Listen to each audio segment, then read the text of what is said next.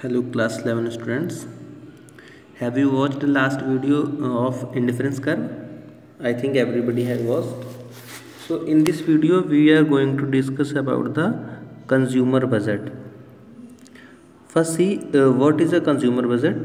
I am reading see in book. Let us consider a consumer who has only fixed amount of money income to spend on two goods. मतलब कोई एक consumer है जिसके पास कोई fix रुपए हैं खर्च करने के लिए। The price of the goods are given in the market, और जो गुड्स हैं बेटा उनका प्राइस मार्केट में गिवन है। The consumer can not buy and every combination of the two goods. जो कंज्यूमर है ना वो दोनों गुड्स को कॉम्बिनेशन खरीद नहीं सकता है। That she want to buy the want to consume. The consumption bundle that are available to the consumer depend on the price of the two goods and income of the consumer. देखिए कोई भी हम person है तो वो हर एक चीज़ market से नहीं खरीद सकता है। ओके, क्यों नहीं खरीद सकता है? क्योंकि उसके पास उतना पैसा नहीं होगा, इसलिए only he can by that much how much he is having money. ठीक है, जितना उसके पास पैसा होगा उसी के अकॉर्डिंग वो खरीद सकता है। तो given her fixed income and price of the two goods the consumer can afford to buy only those bundles which cost her less than और इक्वल टू हर इनकम। ठीक है, तो वही चीज़ें वो खरीद सकता है जिसकी वैल्यू और उसके जो बजट है बेटा, ठीक है, उसके इक्वल होगी या फिर उससे कम होगी। तो that is called consumer budget. तो estimated amount which the consumer is willing to spend and he can buy the amount of commodity buy that amount. Now see what is a budget set.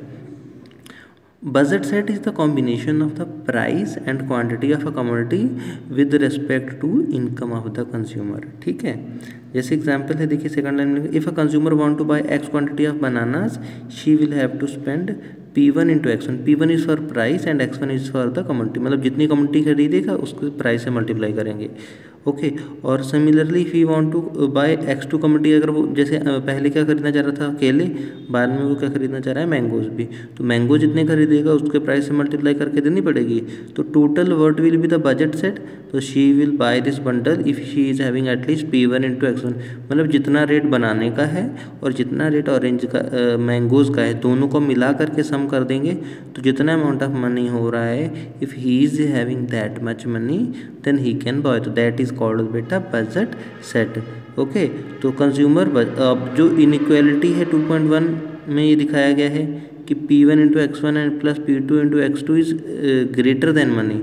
अगर ये उससे budget से उसका पैसा ज़्यादा हो रहा है, ठीक है, लागत, तो वो बजट कांस्टेंट हो जाएगा। ठीक है, बट बजट सेट क्या है? Budget set is the set of bundles available to the consumer is called the budget. आ रही बात समझ में बेटा कि वो कॉम्बिनेशन बंडल्स का जो कंज्यूमर के लिए अवेलेबल हैं और कंज्यूमर उसको खरीद सकता है, that is called budget set. देखिए लास्ट में लाइन फिर से लिखी हुई है, द बजट सेट इज दस the collection of all the bundles that the consumer can buy with her income eight prevailing market price. जो भी बेटा मार्केट प्राइस है उस मार्केट प्राइस पे जो कंज्यूमर खरीद सकता है वो आपका बजट सेट हो जाएगा। And whenever we represent the it is graphically तो it is called budget line. ठीक है, अब इसको ज़रा पढ़ लीजिएगा बेटा। आपके पास बुक एनसीईआरटी के सभी के पास हैं ही, नहीं हो तो PDF डाउनलोड कर लीजिएगा।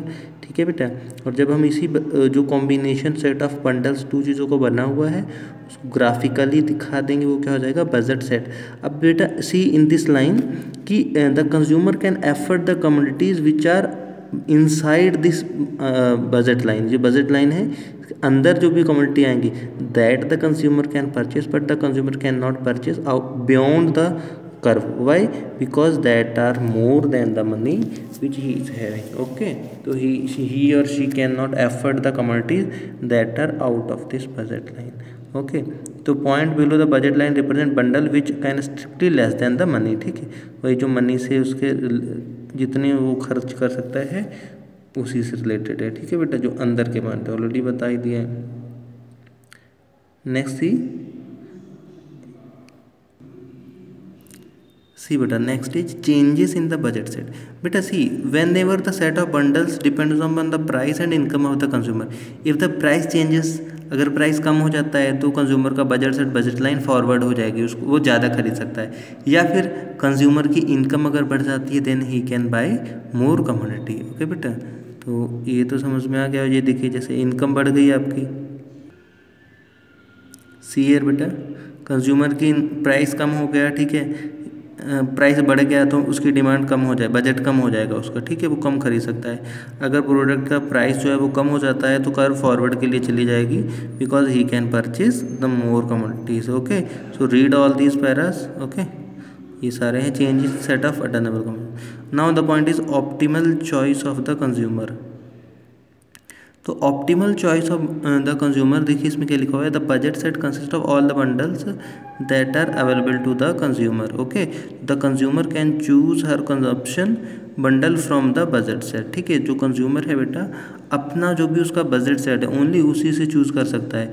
तो in economics it is assumed that the consumer choose her consumption bundle on the basis of her taste and preferences over the bundles in the budget set. ठीक है, तो कंज्यूमर क्या करता है बेटा, चॉइस कहाँ पे चूज़ करेगा, वो उसका जो बजट सेट है inside the budget set he will choose the commodity according to his taste and preferences. मतलब कोई भी कंज्यूमर है बेटे तो वो प्रोडक्ट जब खरीदेगा ना तो अपनी पसंद के अकॉर्डिंग खरीदेगा।